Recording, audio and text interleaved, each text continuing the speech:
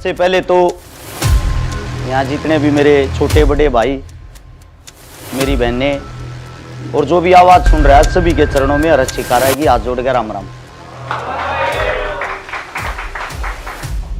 मेरा मानना यह है, ज्यादा पढ़े लिखे होगी और ज्यादा समझदारों की महफिल में बोलने से अच्छा चुप रहना अच्छा होता है।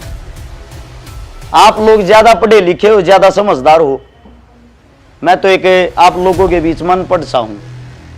सबसे बड़ी बात तो ये, आप सभी को एक बात बता दूं, आप सब सोशल मीडिया के एक स्टार हो। उससे पहले यहां जितने जो भी इसके अंदर बैठे, इस सर्कल के अंदर, आप सब एक परिवार हो।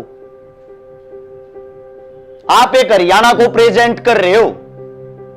जहां भी हम जाते हैं, सबसे ज्यादा मेरे हिसाब से आपके हरियाणा के अंदर, हरियाणा नहीं, आपके उत्तर भारत के अंदर सबसे ज्यादा मैं घूमता हूं।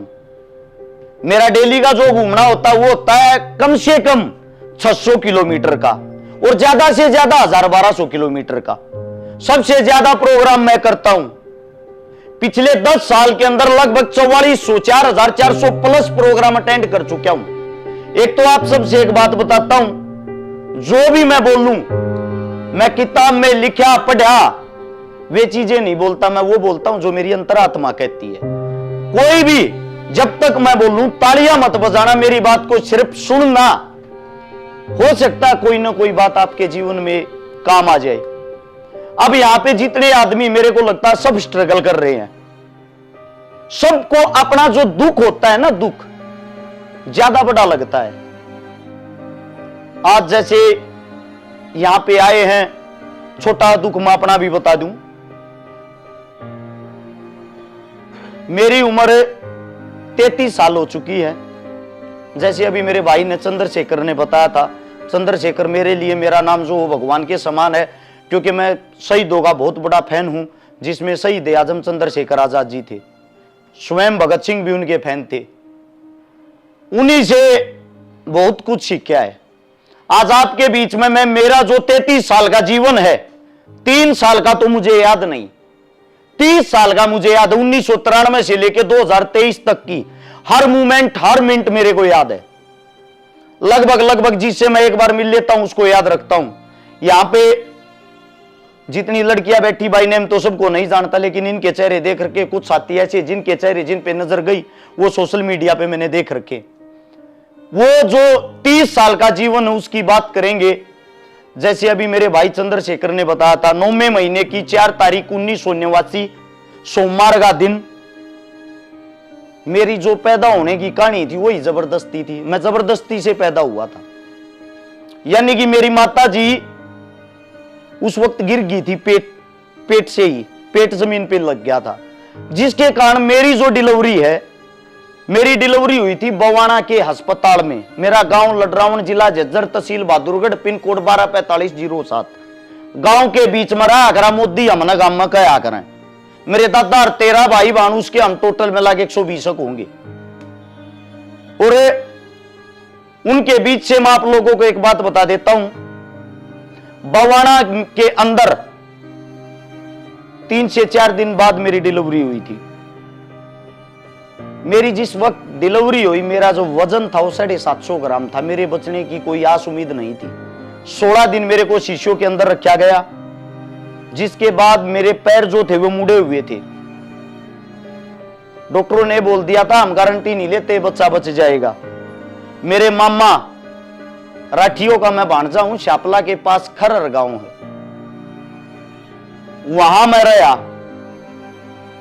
वहां मैं 5 साल तक रहा। मेरे मामा ने खिला पिला के मेरे को तैयार किया।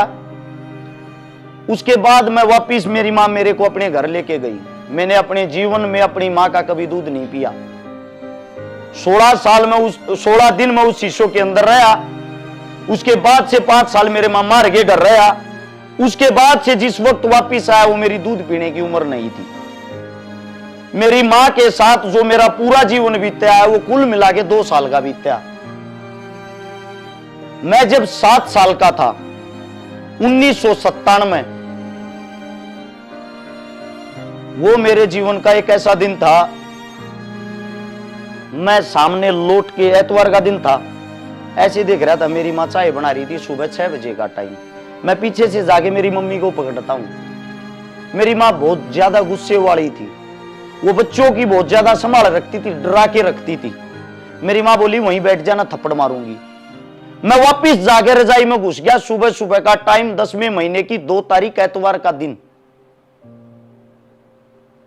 मेरे दादाजी मुझे बताते हुए किसी चीज को कोई दिक्कत नहीं होती, मेरा जीवन खुली किताब है। मैं ये चाहता हूं अपने जीवन में झूठ मत बोलो, कोई देखे ना देखे, परमात्मा आपको देख रहा है। मेरे दादाजी इतनी ज्यादा दारू पीते थे, इतनी ज्यादा शराब पीते थे। भारत पाकिस्तान की जो लड़ाई हुई उसमें मेरे दादाजी फौज में थे। वहां से बचने के बाद पंजाब पुलिस में भर्ती हुए थे। 1966 में हरियाणा पंजाब एक हो गया, तो उस वक्त हरियाणा पुलिस में थे। 1997 के टाइम में मेरे दादाजी रिटायर आए थे। मेरे दादाजी ने बहुत ज्यादा दारू पी रखी थी और छत से पीछे की साइड हिट रहे, पीछे की साइड बैक हो रहे थे। छत की जो बाउंड्री वो बनी नहीं थी। 120 किलो मेरे दादा के अंदर लगभग वजन होगा, और मेरी माँ नीचे चाय बना रही थी। मेरे दादा ऊपर से मेरी माँ के ऊपर गिर गए। ऑन द स्पॉट रीढ़ की हड्डी टूट गई। मैं मेरी मम्मी के पास जाता हूं, मैं बच्चा था, मेरे को पता ही नहीं था। मैं मेरे दादा को पकड़ के खींचता हूं, मेरे से कहां हिलता है। मैं वो मंजर, वो चीजें 20 मिनट अपनी आंखों के सामने देख रहा। मेरे को इतनी समझ नहीं थी मेरे को करना क्या है। और मेरी माँ जो थी वो कुछ बोल ही नहीं पा रही थी, ऑन द स्पॉट बेहोश हो गई थी। वो सीन देखने के बाद मैं मेरी काकी को, मेरी बुआ को बुला के लाया पड़ोस से। उन्होंने आके मेरे दादा को खींचा, मेरी माँ को लेटाया। मेरी माँ को जिस वक्त होश आया, मेरी माँ सिर पे एक बात कह रही थी, मेरा बेटा कहाँ है। मेरी माँ को यह था कि मैं मेरी माँ के पीछे ही था, साथ में मैं भी उसी वक्त मौके में नीचे आ गया। लेकिन मेरी माँ ने चंद मिनट पहले ही मेरे को वहां से भगा दिया था। वो करड़ाई जो थी वो मेरी माँ की थी। ये हादसा होने के बाद, 3 नौकरियां करने के बाद मेरे दादाजी की हालत ये थी, रिटायर आने के बाद 1 किला गहने टेकिया था 1 लाख रुपए में, बहादुरगढ़ नफे सिंह राठी के ऑफिस में, जो विधायक हुआ करता हमारे वहां का। 1 लाख रुपये में किला गहने टेकिया था। 4 किले मारो उस वक्त थे। हमारी हालत उस वक्त तक ठीक थी। लेकिन मेरी मां जाती है सफदरजंग हॉस्पिटल में, लेके जाते, मेरे को आज भी याद है, ओमनी वैन सफेद कलर की थी जिसमें लेके गए। वहां लेके जाते हैं तो वहां बिना सिफारिश वालों को कोई बेड नहीं मिला करता, आज भी नहीं मिलता। हिंदुस्तान का सिस्टम है ये। वहां मेरी मां जाती है तो मेरी मां बाहर फर्श पे तड़प रही है और अंदर बेड नहीं मिलता बिना सिफारिश के।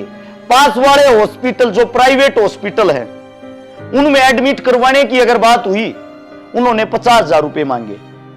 वो वक्त ऐसा था हमारे घर पे 50,000 रुपए नहीं थे। मेरी मां की तड़प कर दर्द के अंदर बिना इलाज के मारे, बिना पैसे के मारे ऑन द स्पॉट मौत होगी। और मेरा भाई मेरे से भी 3.5 साल छोटा था। मेरा जो पिता है वो इस हादसे के मारे पागल हो गया।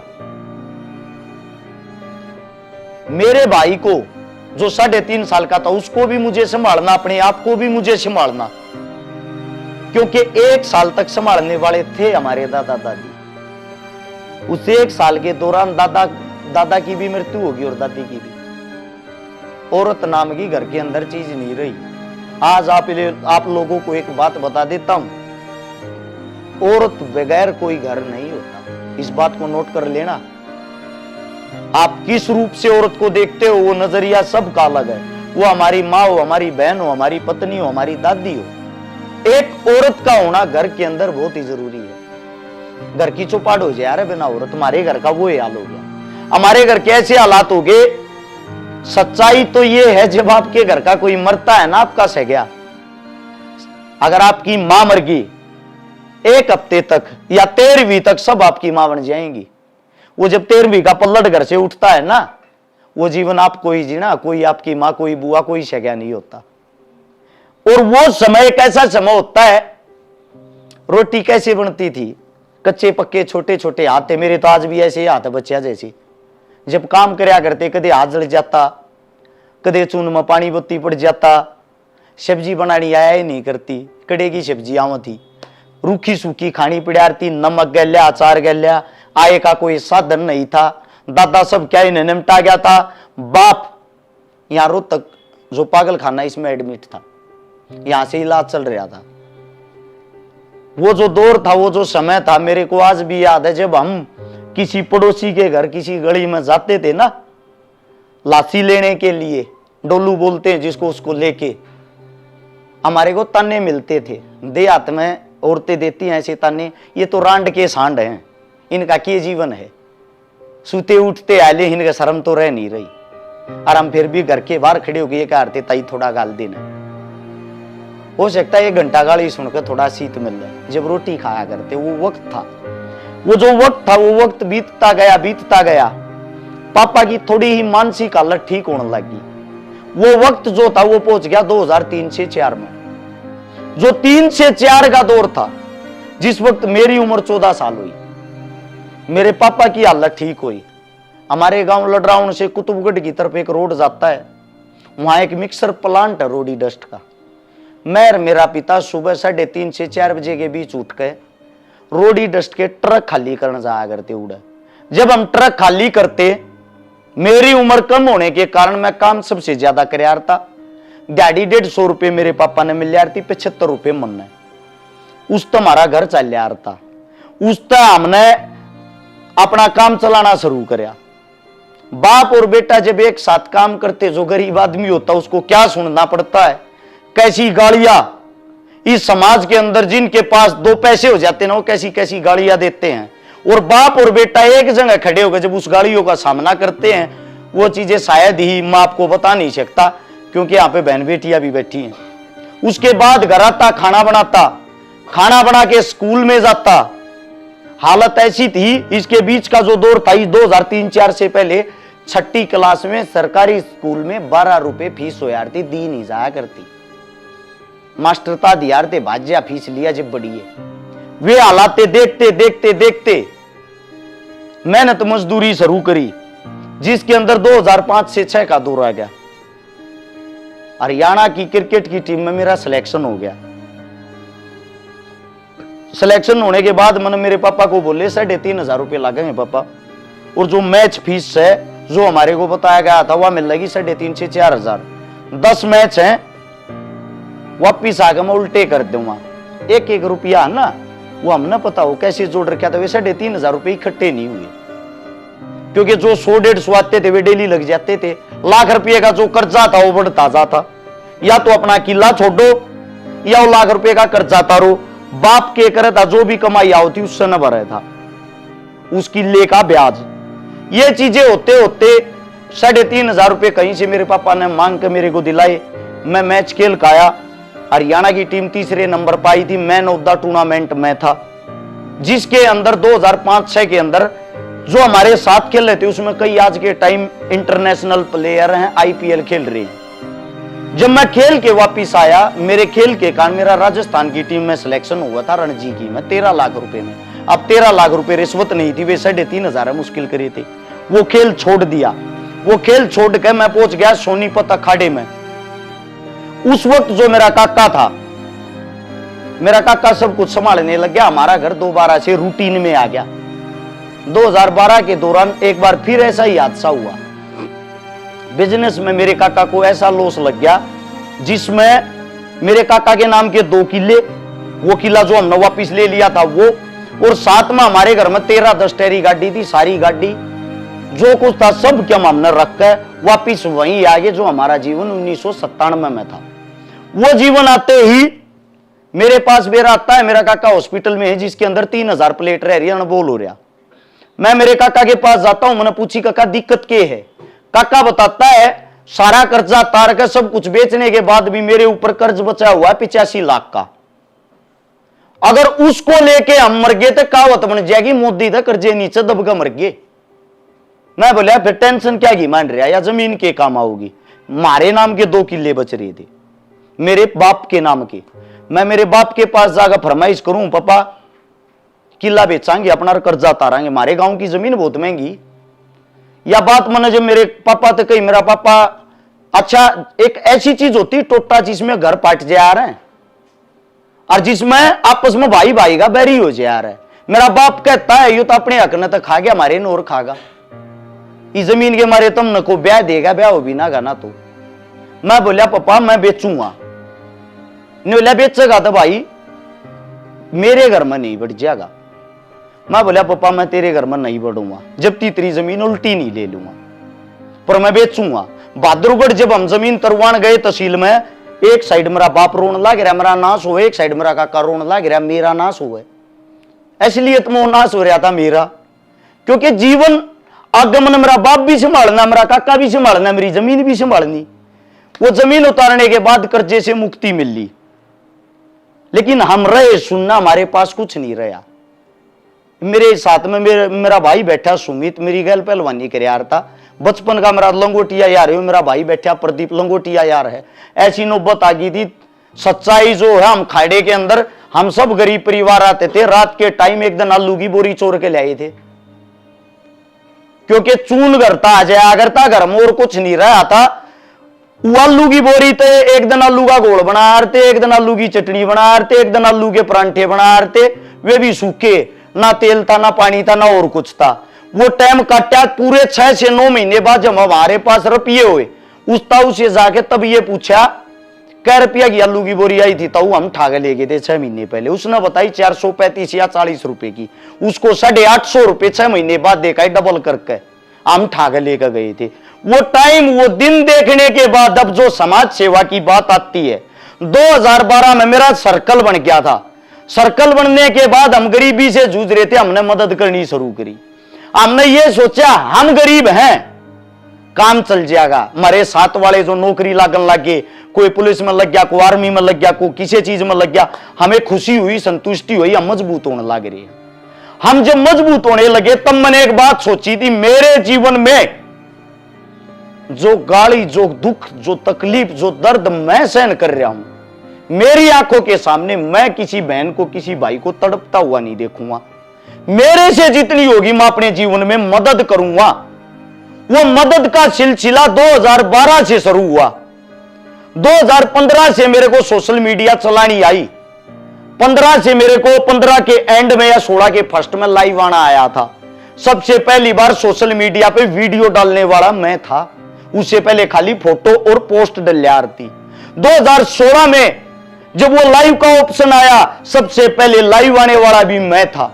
मैंने लोगों को बताया ये सोशल मीडिया, इसका आप शुद्ध उपयोग भी कर सकते हो। और उस वक्त 2016 में ही मेरी शादी हुई थी। हम सब जो मेरे जितने भी सुख दुख के साथी हैं, हमने कभी पैसे को तवज्जो नहीं दी, हमने अपने दोस्तों को तवज्जो दी। मुसीबतें आज तक साथ चल रही है हमारी, कोई सक्सेस नहीं कि हम अपनी स्टोरी सुना रहे। 2016 में मेरी शादी से पहले, जो मेरी शादी होती है उससे पहले, हम सब दोस्त मिलके एक दोस्त को 64.5 लाख रुपए देते थे उठा के। हमारे पास तो कुछ था नहीं, नंगड़ आदमी थे, उठा के देते हैं, ये ले भाई। किसी के घर में कोई मौत का सिलसिला था, उसकी जमीन खुश थी, 64.5 लाख रुपए जब उसको उठा के दिए, जिसको पैसे दिए वो आदमी मर गया।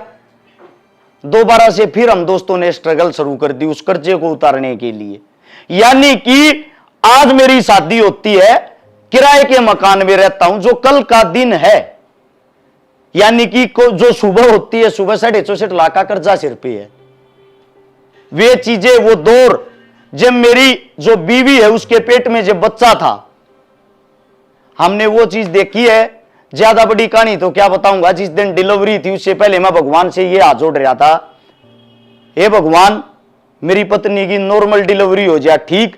मेरे तो मुश्किल तो ब्याज पे कर्जे पे 20,000 रुपये इकट्ठे हुए हैं, और 20,000 में ऑपरेशन से बच्चा नहीं होता। डॉक्टर ने ये बोल दिया था ऑपरेशन का खर्चा 50 से 80,000 रुपया होगा। मैं बोला डॉक्टर जी अगर नॉर्मल डिलीवरी हुई तो 12,500 से 13,000 रुपये। मैं भगवान से सिर्फ यह हाथ जोड़ रहा था, मेरे को सिर्फ एक लड़की हो, सिर्फ एक, अगर लड़की होगी तो एक ही रखूंगा, जीवन भर में सब कुछ कमाऊंगा, कमा के अपने जीवन को एंजॉय करूंगा, अपनी लड़की की उसकी मन मर्जी से शादी करूंगा और सब कुछ उसी को दे दूंगा, जीवन ही समाप्त हो जाएगा, ज्यादा सोचने की जरूरत नहीं। लेकिन परमात्मा ने मेरे को लड़का दिया। लड़का जब हुआ भगवान की दया से वो नॉर्मल डिलीवरी होगी। और उस 20,000 रुपए में ही वो काम चल गया। जो भाई बता रहा था अभी वो 43,500 रुपए किलो अमरूद वाली, वो जैसे ही लड़का होता है, लड़का होने के बाद वो लड़का इतना भाग्यवान हुआ, मेरे पास मेरा काम चल गया, पैसा आना शुरू हो गया। दौर था जो शायद लड़का 2 महीने का था, मैं मेरी पत्नी की फीस जमा कराने के लिए MDU रोहतक आऊं था। खरखोदा जो बाईपास है वहां से घूम रहा था, वहां अमरूद वाले बैठते हैं टोकरा लेके, आज भी बैठते हैं। वहां एक बूढ़ी औरत रोन लाग रही, टूटा और छोटा फोन ले रही, उसमें रबड़ बांध रही। मन अमरूद लेने के लिए गाड़ी रोकी, मैं बोला ताई 1 किलो अमरूद दे दे। उसने मेरी बात ना सुनी, वह रोए थी तो मन में उस ताई तो बोला ताई के बात होगी, के दुख हो गया। उस ताई ने छो में मरता है बोली जो काम करे वो अपना काम कर लेना। मैं बोला ताई के बरा मैं तेरा काम आ जाए बता तो दे। ताई के मुंह तो छो में यो शब्द लिखड़ा, तू भगवान है, तू मेरा काम आओगा, जो तेरा काम वो कर लेना। मैं समझ गया ताई छो में कोई ज्यादा बड़ी मजबूरी है। उम्र उस ताई की लगभग 60 से 65 साल होगी। मैं बोला ताई फिर भी बता दे के बरा मैं भगवान ना हूं, मैं मजाक कर रहा हूं उसके साथ, उसको उसकी मानसिक टेंशन दूर करने के लिए। उस ताई ने बताई मेरी बेटी का और मेरी बेटी के बटेऊ का दोनों का एक्सीडेंट हो गया। उस एक्सीडेंट में बटेऊ की तो ऑन द स्पॉट मौत होगी और बेटी के पेट में बच्चा था। एक्सीडेंट इतना भयानक था, रोड पे ऑन द स्पॉट डिलीवरी होगी और उस डिलीवरी के कारण मेरी बेटी अस्पताल में है। मेरे दौड़ते अमरूद का टोकरा कुछ नहीं। मेरी जेब में 43,500 रुपए थे, वह जो फीस के थे मैं खुद ब्याज पर उठा कर लिया था, स्ट्रगल कर रहे थे, मन वे ताई ते दे दिए। वह ताई इतनी खुश होगी, वह ताई ने मेरी अगली बात नहीं सुनी, टोकरे ने छोड़कर भाज ली। मैं बोला ताई मेरे ते अमरूद तो दे जा, 1 किलो अमरूद लेकर मैंने अपनी गाड़ी उल्टी मोड़ ली। मैं घर जाकर मैंने अपनी पत्नी तो बताई यह बात होगी, तेरा एडमिशन की जो फीस थी वह नहीं भर पाया। मेरी पत्नी लगातार पढ़ती यार, एक वही साल ऐसा जिसमें फीस ना होने के कारण उसकी पढ़ाई रुकी। जो भी था जैसा भी था, अपने दिल दिमाग में ये आता अगर कोई मजबूरी में आपके पास अगर 5 रुपए देने की कोशिश करो। महात्मा गांधी, हालांकि मैं उनको फॉलो नहीं करता, लेकिन उनकी एक बात है, उनके घर में चोरी हो जाती है उसकी कुटिया में। कस्तूरबा गांधी ये कहती हैं जी चोर आए थे सब कुछ ले गए। महात्मा गांधी बोले सब कुछ ले गए, हाँ सब कुछ ले गए। वह बोली वैसे किया बच रही है, अपने पल्ले का पंजी बांध रही थी। कस्तूरबा ने खोल कर महात्मा गांधी ते दी। महात्मा गांधी ने बोला फिर चोरी उनने थोड़ी, चोरी तो तन्ने करी है, उनने तो जरूरत थी, या पंजी और दे देती के बरा उनका काम आ जाता। आपकी जेब में जो कुछ हो सकता हो किसी दूसरे का जीवन बचाने के लिए आपकी जेब में हो। मेरा मानना यह है अगर आपकी पार बसाती तो दान दे देना चाहिए। वहां से जो अमरूद वाली बात हम अपने घर जाके अपनी पत्नी को ये बात बताई तो वो मेरी पत्नी, मैं ये कहता हूं मेरी पत्नी नहीं मेरी दोस्त है। आज तक जो उसने मेरा जीवन में साथ दिया वो साथ किसी ने नहीं दिया।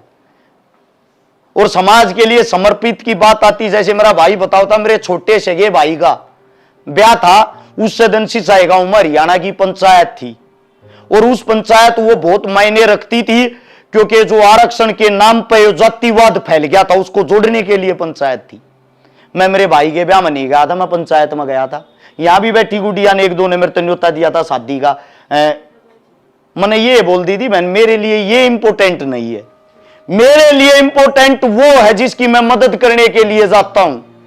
अगर उसकी मदद करके समय बच गया तो मैं जरूर आऊंगा, क्योंकि मेरे बगैर इस बहन की शादी होगी ये आज खुश भी है, लेकिन जिसकी मैं मदद करने के लिए जाता था, जिसको मैंने जुबान दे रखी, अगर मैं वहां समय पे नहीं पहुंचा वे क्या सोचेंगे।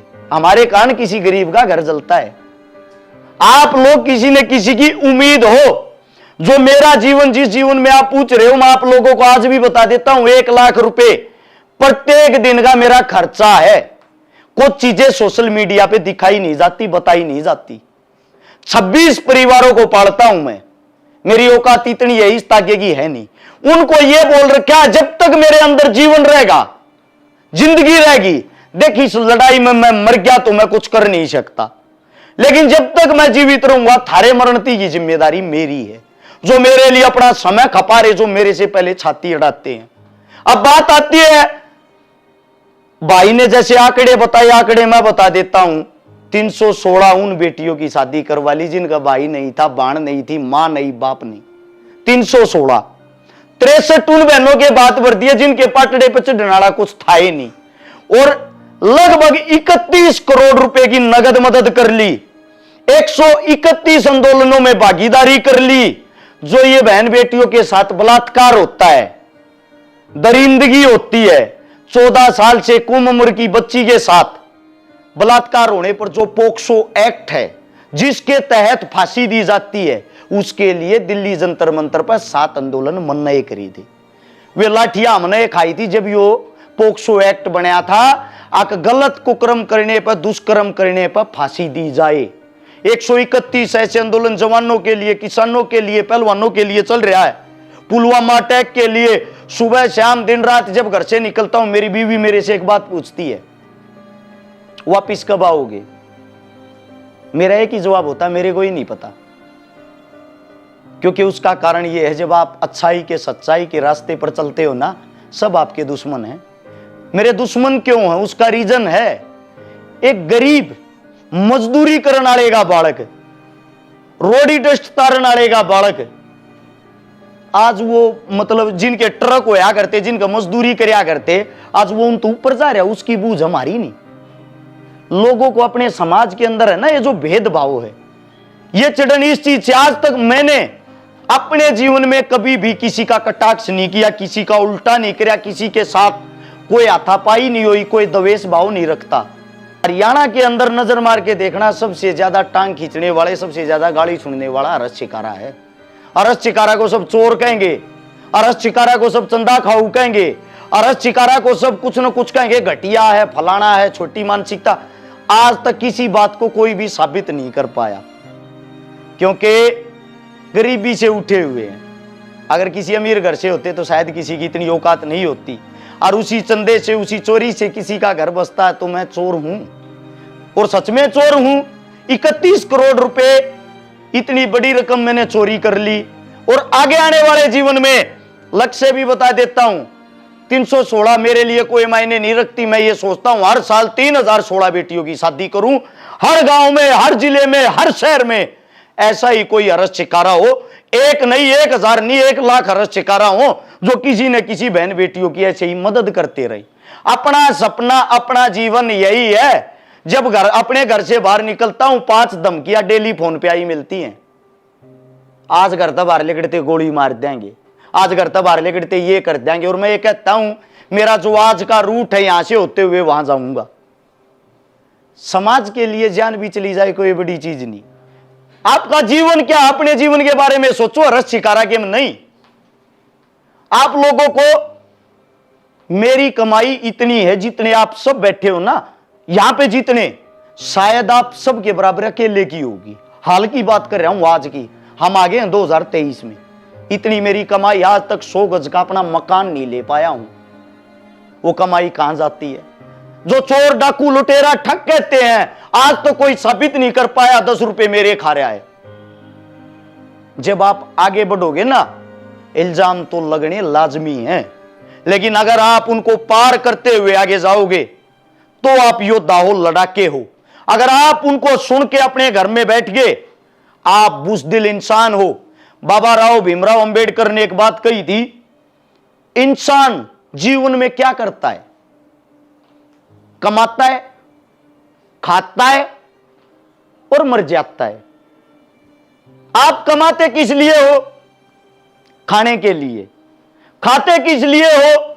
जीने के लिए। अगर फिर भी मर जाते हो, जब मरना ही है तो इससे तो अच्छा बिना कमाए, बिना खाए, बिना मेहनत करे ही मर जाओ। अपने जीवन में आए हो, अपने बच्चों के लिए अगर जी रहे हो, अपने बच्चों के लिए तो जानवर और पशु भी जीते हैं। जिंदगी वो है। अगर आप यहां इस धरती पर आए हो, आपने इस समाज के लिए क्या किया? आपने अपनी बहन बेटियों के लिए क्या किया? आपने अपने देश के लिए क्या किया? हमें भी पता है आज हम कोई बड़े इंसान नहीं, हमें कोई नहीं पूछता। लेकिन जब हम यहां नहीं होंगे और जब भी हमारे चर्चे होंगे, वो हमारी असली कमाई है। जब हम इस जिंदगी को, इस जीवन को छोड़ के चले जाएंगे ना, और जब आपको लोग याद करके ये कहेंगे ये काम तो वो इंसान करया करता, वो असली कमाई है, वो कमाओ। परिवार वाली जो मैंने बात कही वो इसलिए कही, सोशल मीडिया से बड़ी कोई ताकत नहीं। ये सोशल मीडिया ही है जिसने भारत देश के प्रधानमंत्री को 2014 में प्रधानमंत्री बना दिया। आप लोग जो अपने जिले को, राज्य को, अपने गांव को प्रेजेंट करते हो, हरियाणा को जो प्रेजेंट करते हो, आप लोगों को एक बात बता देता हूं, एक मैंने माफी चाहूंगा अगर यहीं बैठी हो या इनके पीछे ही कोई हो, एक लड़की और आती है, वो ज्यादा नाब शनाब गंदी बातें बोलती है ऐसे ही रिकॉर्ड करके, ये पता नहीं कौन से उसकी स्टूडियो की, मैं खुद कह रहा हूं ये पता नहीं कौन से स्टूडियो की है। मैं एक बात बता देता हूं, गंदा बोलना, गंदा गाना लंबा नहीं चलता। 2-4 दिन की बातें, गाली मैं भी दे दूं आप लोगों को, आपको ये लगेगा अरे शिकारा गाली दे रहा, लेकिन वही गाली अगर मैं 10 बार दे दूंगा आप ये कहोगे रोज सुना है, को नई बात है यार। इसलिए जो आप काम कर रहे हो, आप अपने साथ में अपने घर, अपने परिवार की इज्जत और मान सम्मान जो लेके चल रहे हो, वो जरूरी है। गंदगी ज्यादा दिन नहीं चलती। आप सबसे सिर्फ एक गुजारिश करता हूं, आप लोगों के बीच से अगर कोई ज्यादा गरीब हो, आप लोगों के बीच से अगर किसी को आपकी जरूरत हो, अपने परिवार का फायदा, अपने परिवार का बड़ा होने का फर्ज निभाओ। क्योंकि मान लो भाई को जरूरत है, आप लोगों की संख्या 100 है, इसको 1 लाख रुपए की जरूरत है, आप लोग इकट्ठे करके 1,000 दे दोगे, आपकी जेब से जाएंगे पता नहीं लगेगा, लेकिन इसकी जोड़ी में जो 1 लाख आएंगे ना, वो इसको पता लगेगा। सबसे अमीर कौन है? मैंने बड़े भाई से सवाल किया था एक बार अपने से, सबसे अमीर कौन है? मेरा भाई बोला जिसके पास भाईचारा है। जिसके पास भाईचारा है, भाईचारे की कोई कीमत नहीं होती, भाईचारे को कोई खरीद नहीं सकता। भाईचारा सुख में दुख में हर जगह आप लोगों के काम आएगा, पैसा काम नहीं आएगा सब जगह। पैसा तो क्या पता किस किस के पास है। पैसे वाले का तो दिल भी बहुत छोटा होता है, कभी तेरे को कोई लूट ले जा, कभी तेरे को कोई मार दे, कभी तेरे हाथ से कोई गलत काम हो जा। और जो हम जितनी खुली सोच के जैसे हम घूम लेते हैं, जो हम भाईचारा बनाए हुए हैं, जो हम समाज को प्रेजेंट कर रहे हैं, असली भाईचारा, असली ताकत यही है। अपने आप से बड़ी कोई ताकत नहीं होती। अब मैं हर्ष चिकारा हूं, आप लोग मेरी बातें किस मारे सुन रहे हो? क्योंकि मैं आप लोगों के परिवार का हिस्सा हूं। मैं भी इसी सोशल मीडिया से उठ के आया हूं, मैंने भी इसी सोशल मीडिया से इन बेटियों की शादी करवाई है, मैंने भी इसी सोशल मीडिया के माध्यम से अपना काम धंधा जोड़ रखा है। इसी सोशल मीडिया के माध्यम से हर एक देश में मेरा काम जाता है। इसी सोशल मीडिया के माध्यम से 100 आदमी मेरे कारण कमा के खा रहे हैं। मेरा आयुर्वेदिक दवाइयों का काम है। मेरे ऑफिस में जो फोन सुनते हैं, जो पैकिंग करते हैं, जो दवाइयां बनाते हैं, जो दवाइयां लाते हैं, जहां से वो दवाइयां आती हैं, सब कमा के ही खा रहे हैं ना, सबका घर चल रहा है ना।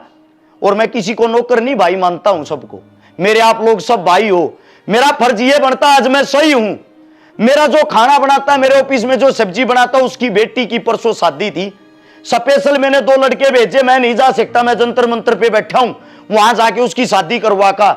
उस नौकर ने मेरे को ये नहीं कहा मेरी बेटी की शादी करवाना, लेकिन मेरी जिम्मेदारी बनती है, जो अपने हाथों से मेरे को बना के खवा रहा तो वो बेटी मेरी है। जिस दिन आप इन चीजों को समझने लग गए, जिस दिन इस जातिवाद से दूर हो गए, जातिवाद से बाहर निकलकर बहुत सुंदर जीवन है जिसको बोलते हैं इंसानियत, इंसान। जिस दिन आप इंसान बन गए, आपको कामयाब होने से कोई नहीं रोक सकता। माफी चाहता हूं, ज्यादा लंबी चौड़ी बातें होगी और मेरे मुख से कोई गलत शब्द निकल गया हो। आप ही का छोटा बड़ा भाई हूं, आप ही के बीच से हूं, उसके लिए आप सभी के चरणों में क्षमा चाहता हूं। सभी को राम राम। आप लोगों ने इतना प्यार दिया, उसके लिए आप सभी का धन्यवाद। जय हिंद।